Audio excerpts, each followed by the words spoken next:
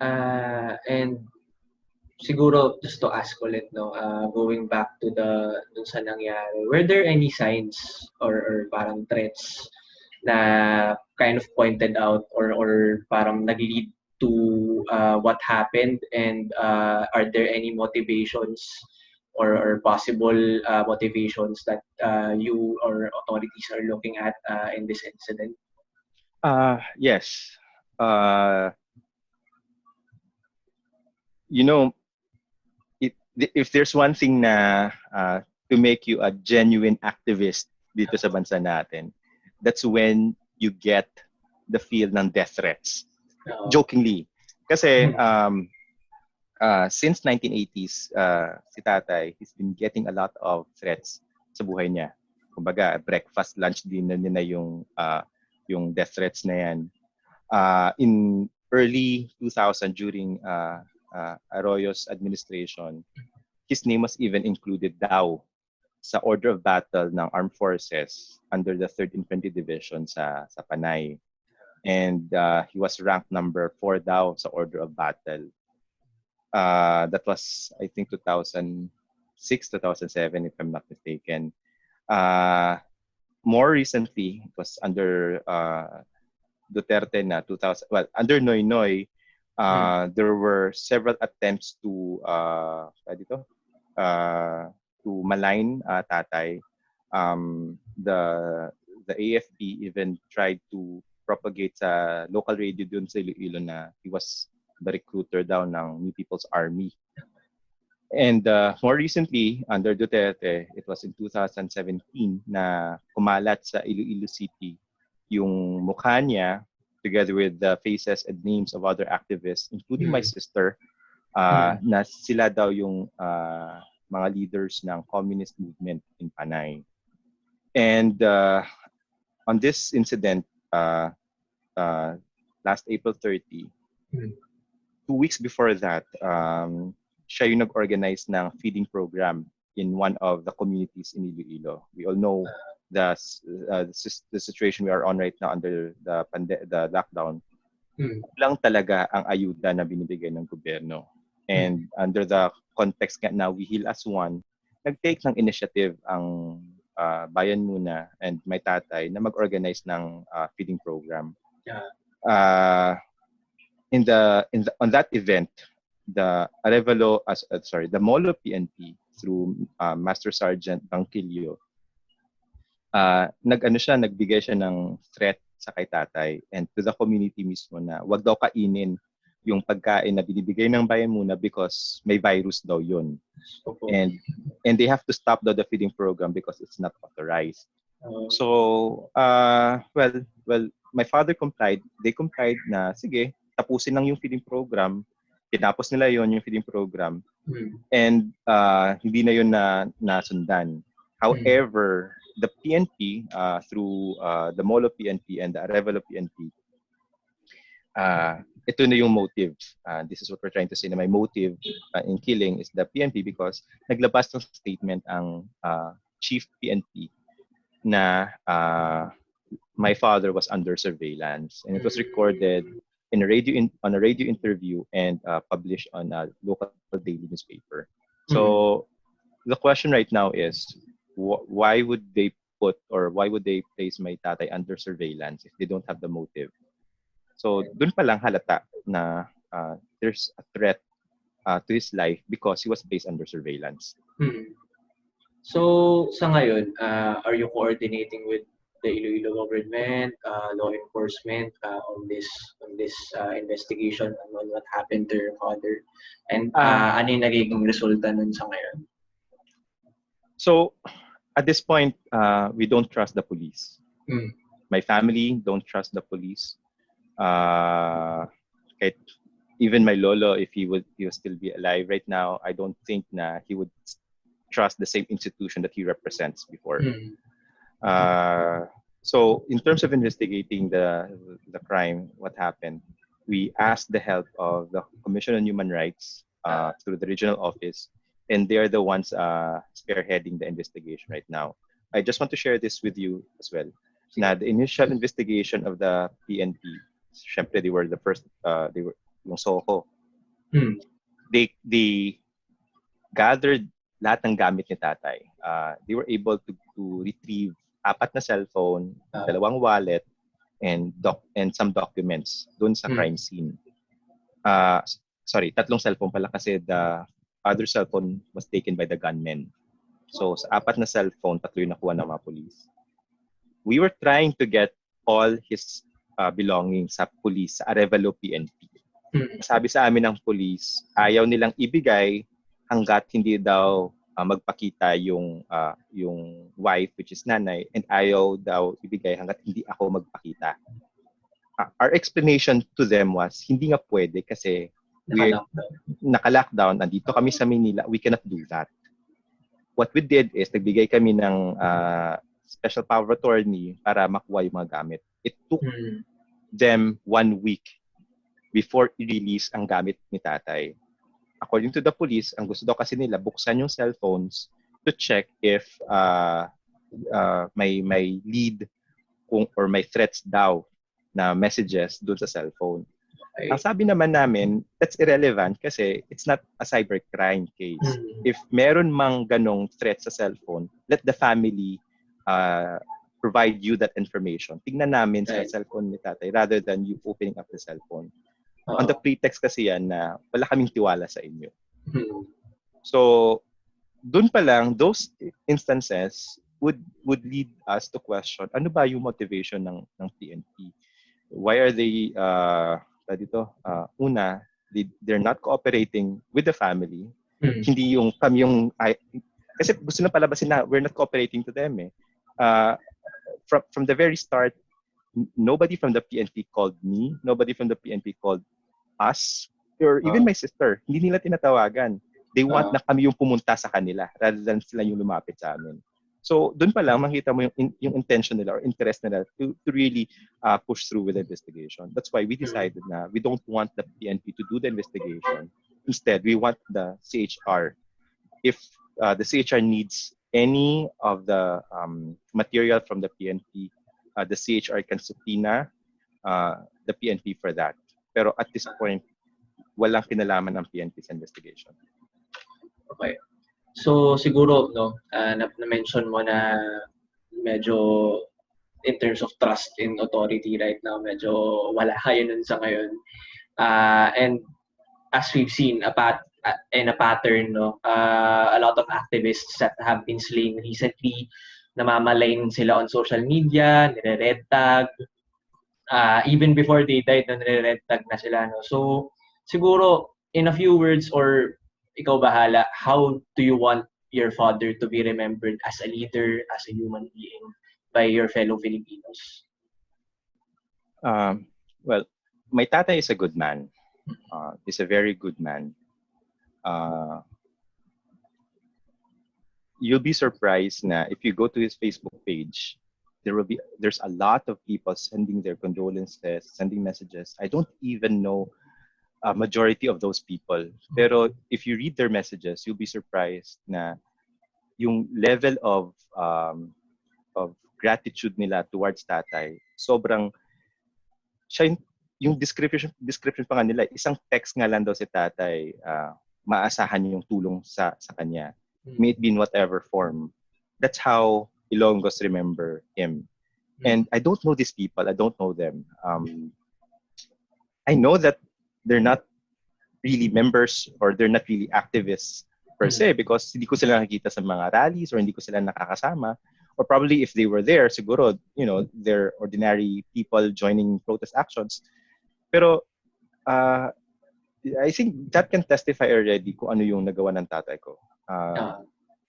Wala siyang kaaway in terms of negosyo, wala siyang kaaway in terms of personal conflict, wala siyang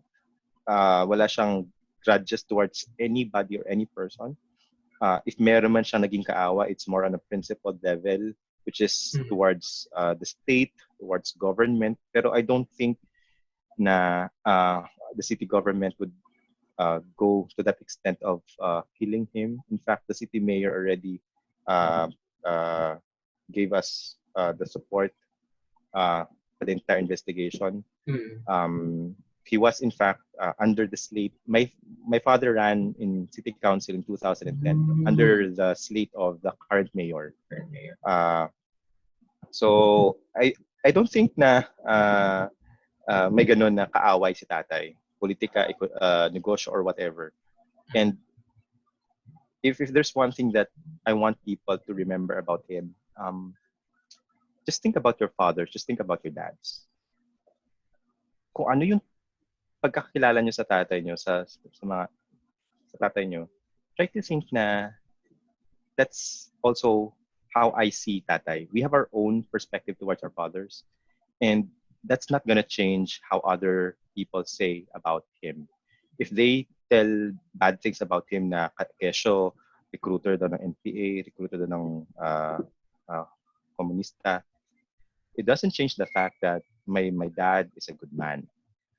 At the same time, if helping the poor, giving food sa gitna ng krisis, ay matatawag mo na pagiging komunista, I don't see any merit na masama ang ginagawa ng pagiging komunista kung yun ang description nila or definition nila ng pagiging komunista. Simply because my tatay wanted to help the poor. My tatay wanted to help other people. And that can be seen, can be testified by the number of people that he has helped throughout his lifetime. Right. So in over like 3 decades that your father has been an activist, no, I'm sure he has imparted a lot of lessons to you with regards to activism, with regards to his passion for his countrymen. No, if you could take one lesson that you learned from your tatay that you can impart to your fellow activists now, no, what lesson is this, no, that you can impart to other activists? Sige, I'd like to share 2 things. On a personal level, this may sound cheeky, pero be proud of your fathers, be proud of your dads, be proud of your tatays, because you don't know their story, or if you know their story behind kung paano kanila pinalaki or the sacrifices they've made para palakihin kanila. At the same time, you never know if there's going to be a chance or if there's going to be another chance for you to say the things that you haven't said to him or to them, to your fathers. Sige, on that level, no, more encompassing to everyone. Try to my father kasi wanted to share or wanted to tell me na if you want to live your life with a purpose, always ask yourself, para kanino ba yung mga bagay na ginagawa mo? May ad nga doon para kanino ka bumabangon. And I think that has been his philosophy na if you want to wake up the next day, or if you're able to wake up the next day, make sure na it's meaningful by helping other people. Ito na nasabi mo kanina na you never know, no, if you're still gonna be able to tell your father what you want to say, no. If you had that last chance to talk to him, what would you tell him? Sige,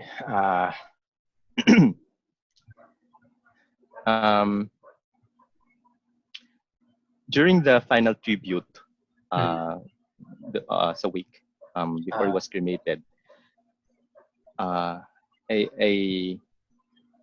wanted to say this pero hindi ko kayang sabihin. Maybe because kung nahihiya pa rin ako at kahapon, or natatakot ako sabihin, pero I think it's better said than left unsaid, no? Okay? Kasi in my whole lifetime, I've never said to him na mahal ko siya. In my whole lifetime, hindi ako nakahingi sa kanya ng sorry. Hindi ako I wasn't able to express yung the gratitude towards him.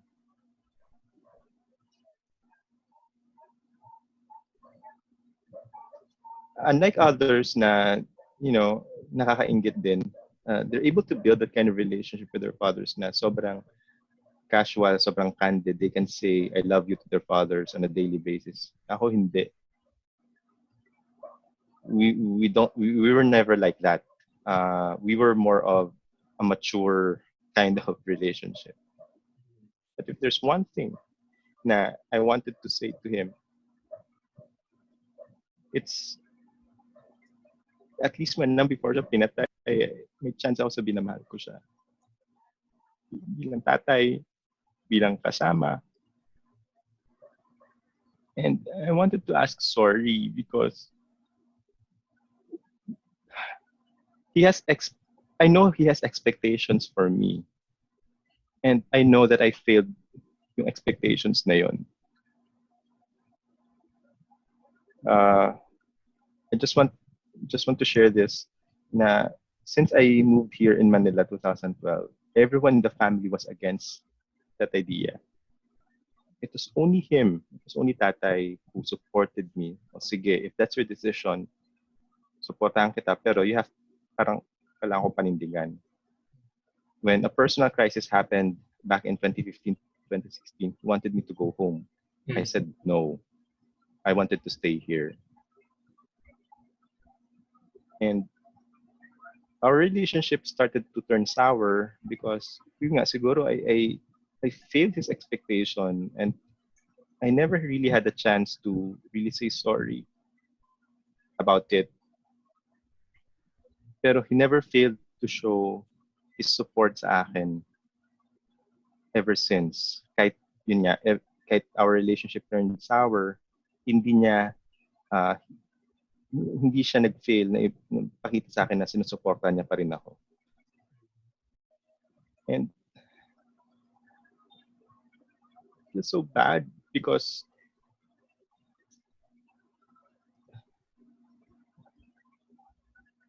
hindi ko nasabi yun sa kanya before I was killed. Siya lang yung nakakalam ng mga sekreto ko. Siya yung confidant ko sa buhay. There was one time na may problema ako dito sa Maynila. I never expected him to fly the next day, which he actually did. He flew to Manila the next day and we didn't do any, wala kaming ginawa buong araw kundi magkwentuhan, mag-usap lang. And then the night, umuwi rin siya ng Iloilo. So, he's that kind of father na yes, he may not be that expressive, we may not be that expressive, pero our gestures, his gesture is enough to show na mahal niya ako. And I will forever be thankful because siya yung tatay ko. Well, una, thank you sa pag-share nung part na yun ng buhay mo, and I know it must be very hard. Yun nga, it's a very hard time for you and very emotional time, and very active ka pa rin on social media posting about your father, about politics, about the current state of government. No? And I'm sure you see a lot on social media people being mad at leftists. What would you like to say to these people if you can talk to them? Whether or not trolls sila or ordinary citizens, no? Parang what would you tell them, those people who malign or red tag your father's fellow activists? I always think about this, and it's actually Tatay who told me about to think about this always. Don't think of them as the real enemy. Just think of them as misinformed people, and we take it upon ourselves the responsibility and obligation to inform them and to correct ideas na we know are wrong, we know are baloktot. It's our obligation to correct that, and it's a painful process because kahit sinasabihan ka na nila na tanga, kung ano na lang and everything, we still have to be firm na our objective is to make them understand rather than gawin silang kaaway. Because at the end of the day, the real enemy is not them. The real enemy is kung sino yung nagpapairal ng baluktot at bulok na sistema.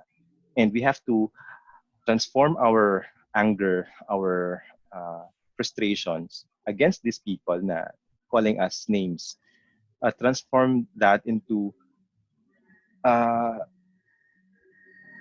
into something more positive. People are calling for positivity this time. And I think we define positivity in a way na, okay, if you want to be positive about things, let's talk about what's happening in our country right now.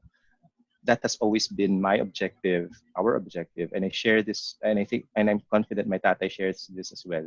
Our objective is to educate and to make them understand why our crisis is like this sa ngayon. And siguro lastly, anong next steps mo and then your family in dealing with this incident, and of course ikaw, in being an activist, especially in this time, what would be your next steps? Actually, at this point, I don't know yet. Everything's surreal pa sa akin sa ngayon. I just keep myself distracted from what's going on. Pero at the back of my mind, andyan na siya na parang, okay, what's gonna happen next? At this point, we're just taking it one step at a time. So on a more urgent concern siguro is to take care of everything in Iloilo, all the papers, all the documents, whatever necessary processes that we have to do, we have to finish. Next is we have to push through with the investigation, with the case. We have an army of lawyers ready to help us in Iloilo. The CHR already committed their full-time with the case. And sa ngayon siguro yun yung priority. Pero at the same time, my passion towards activism as well mas nag-firm up dahil my dad, when he was killed, is a testimony na ganon katakot ang gobyerno ni Duterte sa mga katulad ng tatay ko, because the only way for them to silence his critics is for them to kill people like us. So it proves one thing, na natatakot sila sa mga aktivista. And now more than ever, we have to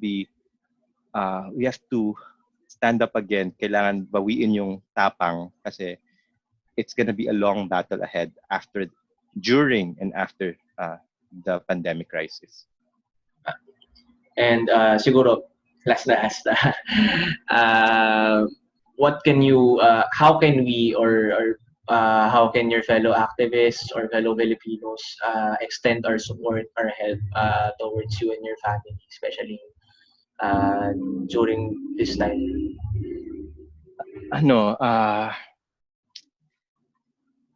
Let's go back to the basics. Let's educate people. Let's inform them. Let's make them realize and understand what's the situation, what's the crisis right now, the political situation, the economic conditions. Paliwanag natin to sa taong bayan ng maayos, na maintindihan nila. Once na maintindihan nila, once na maipaliwanag ito na maayos, andun yung opportunity for us to organize them. Kailangan nating tipunin lahat ng taong bayan, lahat ng mga namulat sa kung ano man yung kalagayan ng lipunan.